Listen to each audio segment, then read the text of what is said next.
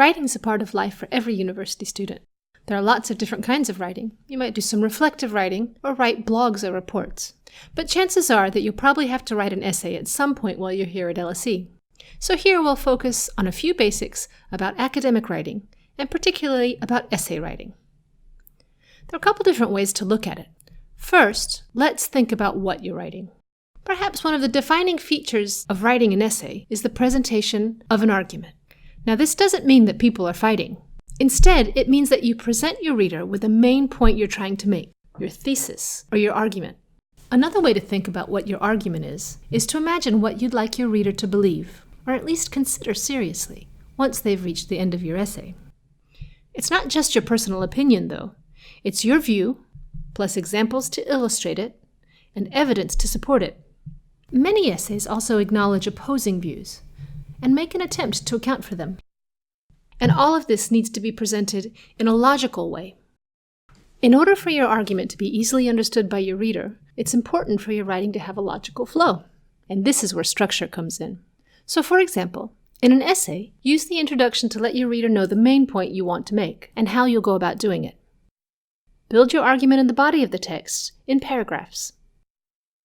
And then be sure to restate your main point, and perhaps why you think it's relevant, in the conclusion of your essay. So we've talked about what you're writing, but the challenge is not just what you write, but how you do it.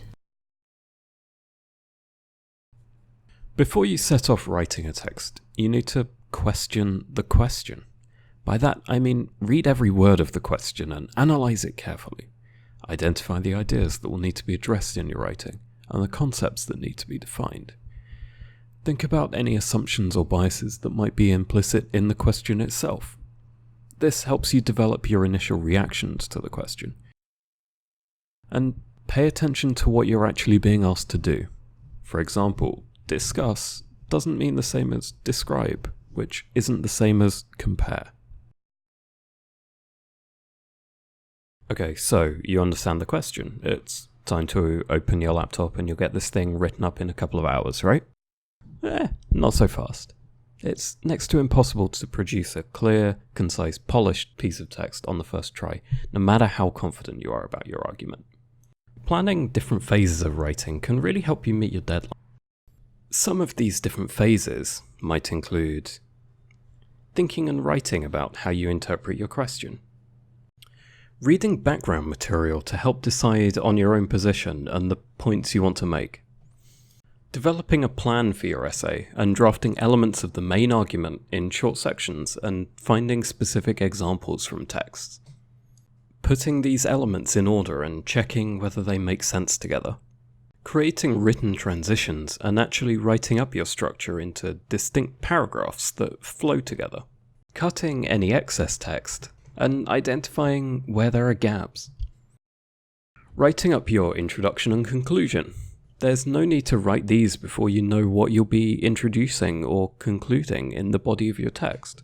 And finally, proofreading or doing any referencing you have to do. Of course, there's no fixed rule about how long each of these phases take, or the order in which you do them. You'll need to be flexible, and you might find you have to revisit some of the phases. When thinking about how much to write for each part, take your word limit into account. There's no point spending 1,500 words of your 2,000 word essay on a single part. Academic writing isn't about getting the right answer. It's about thinking on paper. Whether it's a traditional essay, or a policy brief, or a project report, academic writing is about making sense of the concepts and ideas that you discover in your lectures and readings, and using them to address a specific question or problem. Writing is a process where you develop and clarify your own views, use others' research and ideas to support them, and present them clearly to a reader. To find out more, visit our website.